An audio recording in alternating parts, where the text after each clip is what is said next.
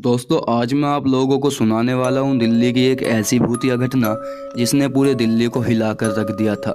मेरा नाम है मोहित सारण और आप देख रहे हैं द हॉरर टॉक्स एपिसोड 5। ये कहानी है 2016 की। मनोज नाम का एक लड़का ऑटो चलाता था। मनोज रोज़ सुबह 6 बजे घर से निकल जाता था और शाम को 7 बजे तक वापस आ जाता था। 6 जून 2016 ये वही दिन है जिसे मनोज आज तक नहीं भूल पाया। 6 जून को मनोज अपना ऑटो लेकर घर से निकला। वैसे तो मनोज 7 बजे तक घर आ जाता था, लेकिन आज उसे अपने ऑटो में कुछ काम कराना था, इसीलिए आज उसे थोड़ा लेट होने वाला था। मनोज ने दिन भर ऑटो चलाया और शाम को अपने ऑटो में काम कराने के लिए एक मैकेनिक के पास चला गया। ऑटो में काम कराते कराते रात के 9 बज चुके थे। जैसे ही काम खत्म हुआ, मनोज ने मैकेनिक को पैसे दिए और वहां से अपने घर की तरफ निकल गया।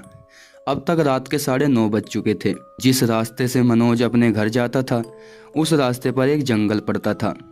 रात को उस रास्ते से लोग कम ही जाते थे, क्योंकि उस रास्ते पर कई बार लूट हो चुकी थी।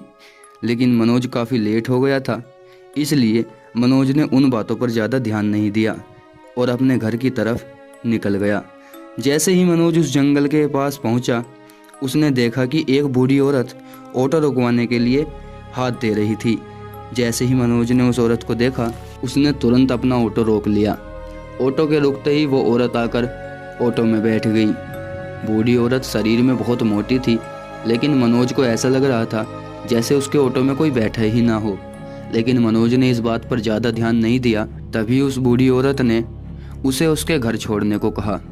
मनोज ने अपना ऑटो चालू किया और चल दिया। जैसे जैसे वो औरत मनोज को ले जा रही थी, मनोज वैसे वैसे ही चल रहा था। करीब आधे घंटे बाद उस बूढ़ी औरत का घर आ गया।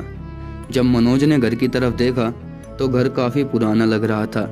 उस घर को देखकर ऐसा लग रहा था जैसे उस घर में कोई रहता ही ना हो। मनोज घर को देख ही रहा था कि इतने में वो बूढ़ी औरत ऑटो से उतरी और घर की तरफ जाने लगी।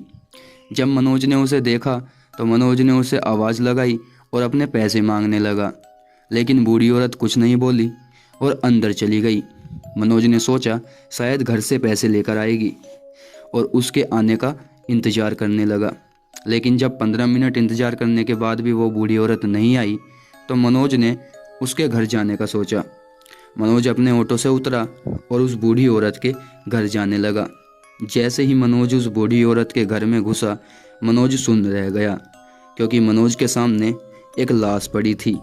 लाश काफ़ी सड़ चुकी थी। पूरे घर से बहुत गंदी स्मेल आ रही थी।